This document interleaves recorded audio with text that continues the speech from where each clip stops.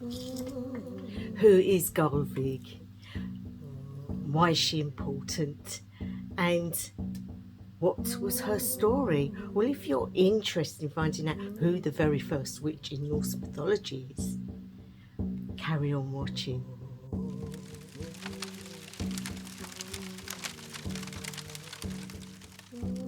In the misty forests and the cold fjords of ancient Scandinavia, where the echoes of gods and giants shaped the world, there existed a magic so powerful it could alter fate itself. This magic was known as seidr, a mysterious force that few could master. Today, I'm going to tell you the tale of the very first witch in Norse mythology, a being whose power was so immense that it shook the very heavens and earth. Her name was Gullveig, a being of immense beauty and even greater power. Gullveig wasn't just any woman. She was a Vanir, associated with fertility, prosperity, and most importantly, magic. It is said that Gullveig was the first to bring seidr to the gods of Asgard. The Aesir, led by the all-powerful Odin, was astounded by this, because the Aesir, proud and warlike, were uneasy about this magic. They feared its power. They feared how it could change the world that they ruled. So in their fear, they did the unthinkable. One night, they attacked Gullveig, stabbing her with spears and burning her alive in a great fire. 3 times they burnt her, and 3 times she was reborn from the very ashes, her spirit unbroken and her magic undimmed. From the flames, Gullveig emerged with a new name, Hair, meaning the bright one. As Hair, she became a powerful seeress, a master of seidr, spreading her knowledge far and wide across the very 9 realms. She taught others how to see into the future, to call upon spirits, and to weave fate itself. Wherever she went, people both revered and feared her, for she held the power of life and death, of fortune and misfortune in her hands. Seidr was no ordinary magic. Through it, Hair would see the threads of destiny, control the weather, and even communicate with the dead. It was a power that connected the physical world with the spiritual, the mortal with the divine, and it was through this magic that Hair's influence spread, leaving a very lasting mark on both gods and men. Her magic was so powerful that it played a role in the great war between the Aesir and the Vanir, a conflict that would shape the very fabric of Norse mythology. Some say that it was Gullveig's defiance, her refusal to be destroyed, that fueled the very fires of war.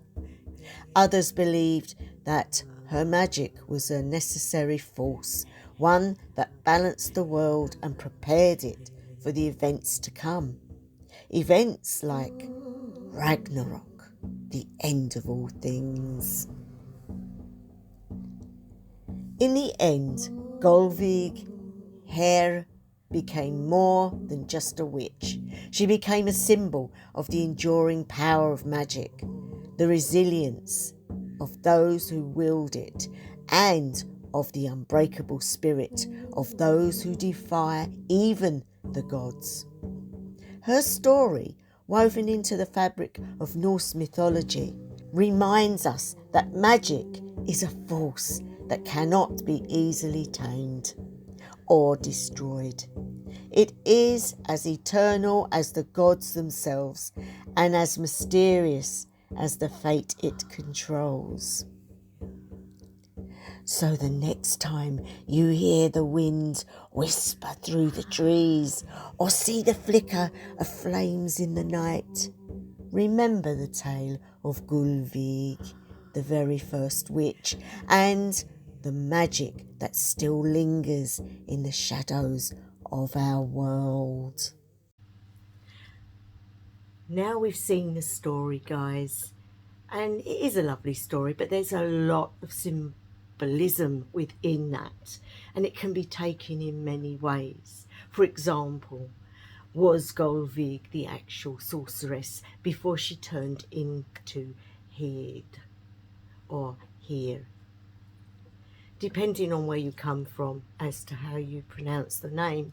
She was reborn 3 times, but on the 3rd time she changed personality and turned into a new being, a very powerful sorceress. So it's left to the imagination or to the thoughts of where you stand as to exactly whether she was a sorceress beforehand or became one through the death experience, because we know of Freya and the birth, the fire, the initiations.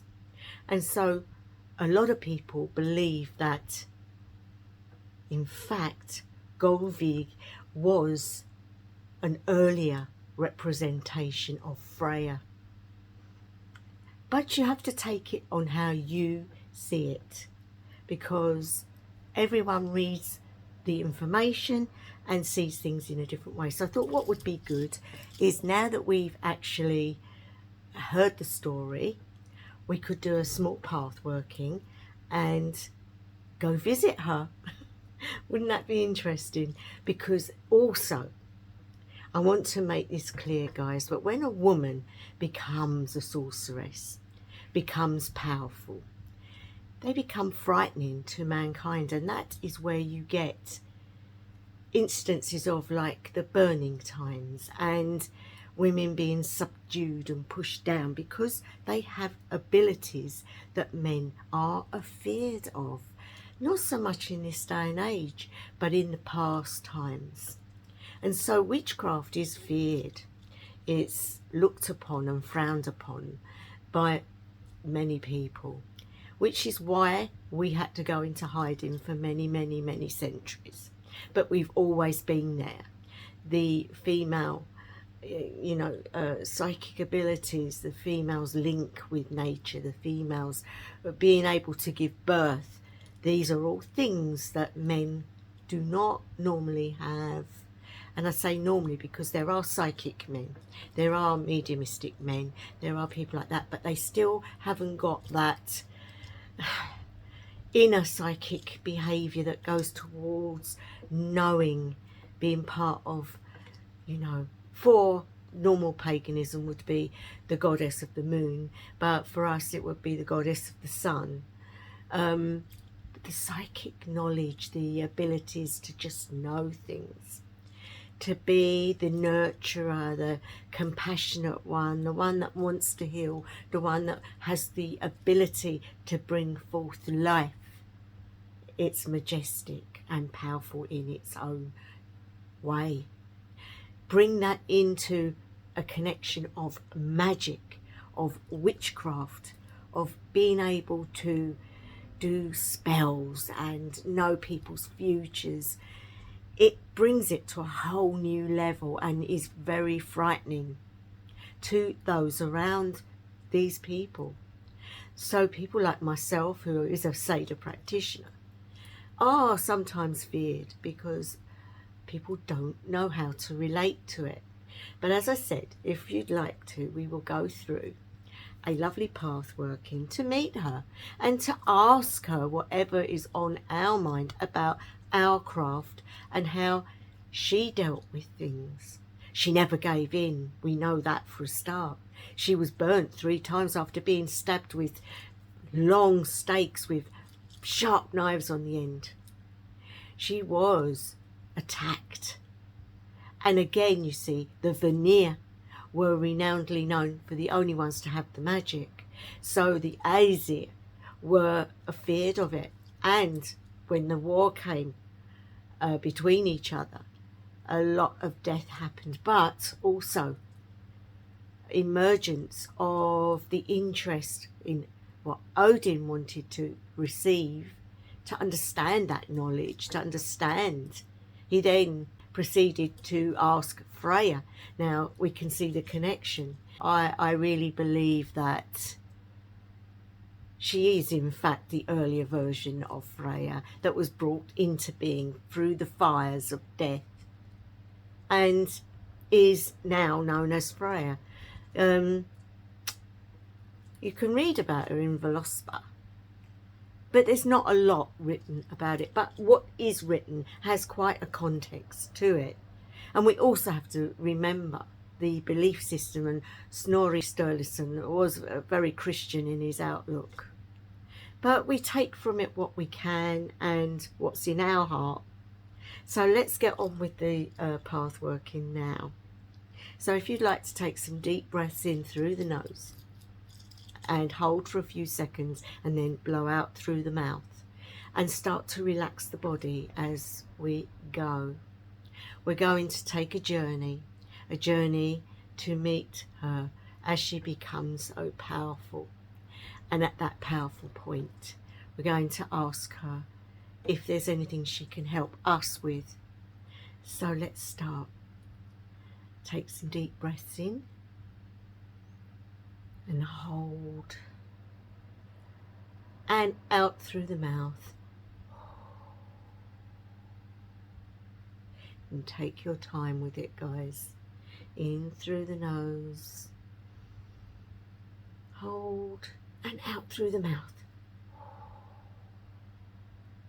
And as you do this breathing, which is Prana breath, keep yourself feeling relaxed. So start with the feet and you visualize them becoming numb. That's a good way of doing it. Just feel the numbness, and then up the legs, feel them go relaxed and numb, and carry on all the way up the body in your own time,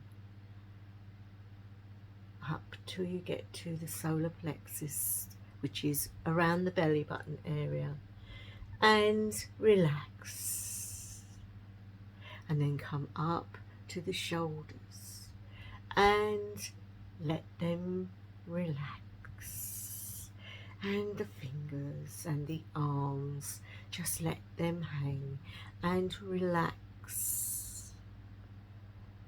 We're coming up now to the neck and the face. Let all the tension draw down and let it become loose, and relax that chin and the mouth, and relax. Hands at the top of the head, just feel that tension release. And now you should be feeling very much more relaxed and in the right frame of mind. You are in the right place. You know there's nowhere you need to be. You are in the right state of mind. And we're going to look at the door which is right in front of you. And this door is old, it's made of gold and pearls, and it's so beautiful. And the symbol of Freya, which is Fehu, is upon the door because of the link between the two seidrs, the family link of the Vanir. And so we now walk towards the door, and as we come to the door, it miraculously disappears, and we are in a beautiful place. It is the beautiful city of Asgard. And we see the buildings, and we see some of the gods, and they are all talking amongst themselves. And in the middle of the courtyard stands a stake on a pyre of wood. The gods are all holding long spears, and they are all talking about how they're going to destroy this person. And I hear the name Gullveig. We see Gullveig being escorted towards them. Little does she know that this is what's going to happen. We run up to her and we say, Gullveig, you're in danger. She looks at you and says, it's okay. It's fine. Wait, watch and see. We stand there helpless, knowing, because we know what happens. She walks towards them and they surround her.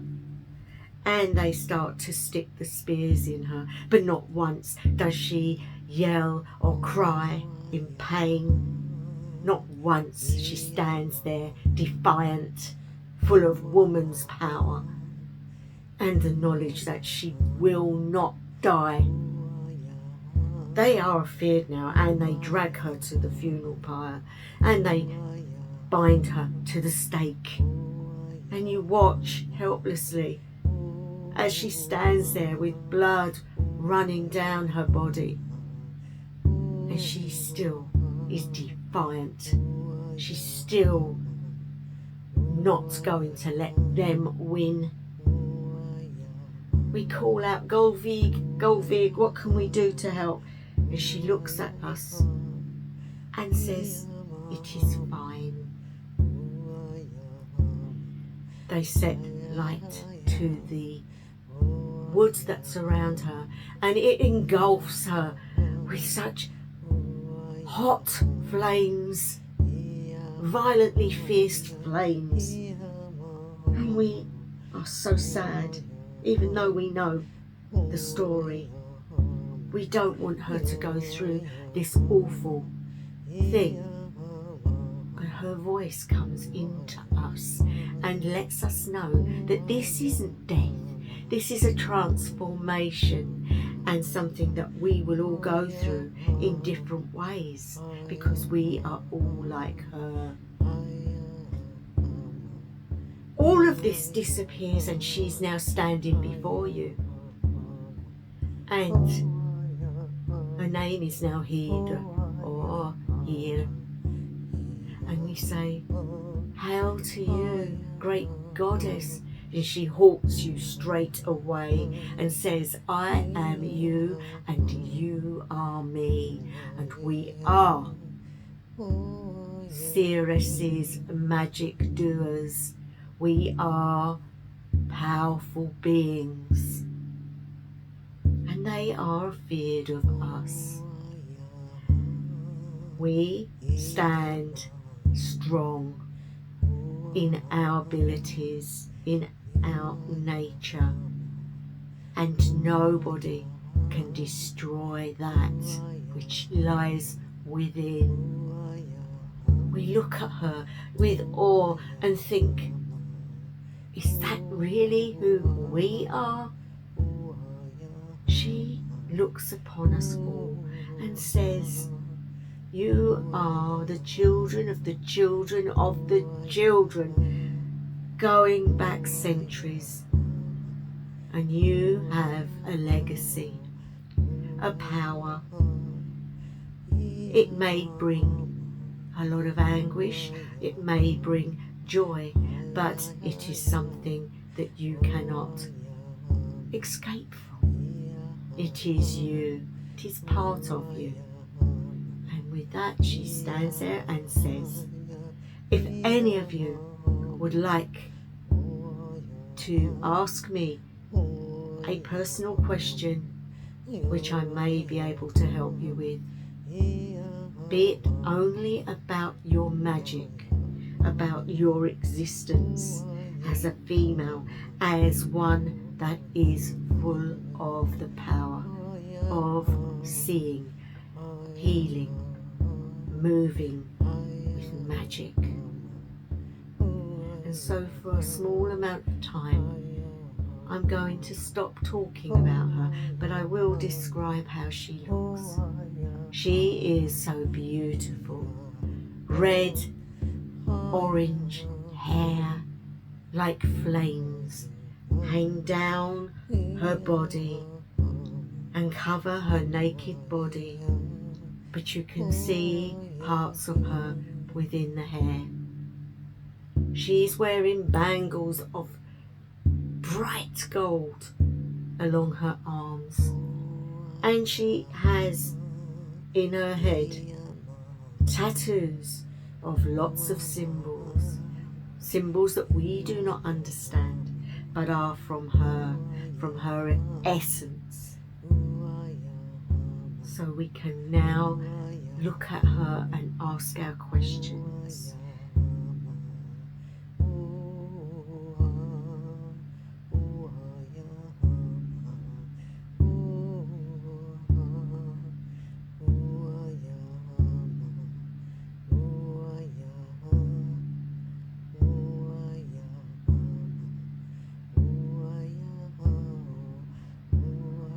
She may give you something. She may give you an article to take back with you, a word or something.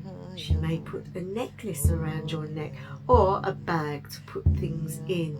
Whatever she gives you, hold it tight to your heart and bring it back with you. You make your farewells and your gratitude now and wish her well and give her your love and understanding of who she is, who you've learned she is, a woman like us with that wonderful power of womanhood, of psychic phenomena, of the ability to bring life and power into the world. And as we say farewell, she smiles at you and wishes you well too. And so we find ourselves back where we was, and do this with your fingers and your toes, and open your eyes and take some deep breaths in. And when you have a chance, eat and drink to ground yourself. That was a small path working, guys, but one which you may find you can look back on, and you may have missed bits, and it will come back to you and you will enjoy what you've done. Write it down. It's an experience, and if you want to go back and visit her time and time again.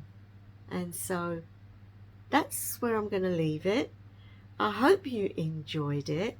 It was slightly different, but I wanted to do something on some of the characters in the Norse mythology, and this relates to womanhood. This one relates to our power as witches and what we perceive as what we can do and how people are towards us. So hope it's helped, and hope you're all well, and I'll be back again really soon. So wherever you are, whatever time of day, night or evening it may be, I wish you the best ever. House of the Lang.